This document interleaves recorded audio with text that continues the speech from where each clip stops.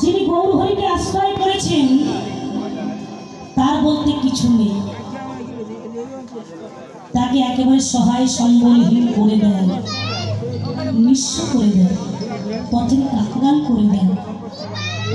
বলে তুমি যদি পথের কাঙ্গাল না হও আমি তো তোমার কখনো কোনোদিন হতে পারবো না। তোমার যদি অর্থের মায়া থাকে, সংসার বিষয় বাসনার যদি মায়া থাকে, হৃদয়ে যদি কাম কামনা থাকে, কাম কামনা থাকে, জড়ীয় জগতের প্রতি যদি তোমার মায়া থাকে, ওই মায়া থাকতে তো আমি কখনো কোনোদিন আমার করতে তোমাকে পারি না। তার বাস্তব প্রমাণ দেখুন।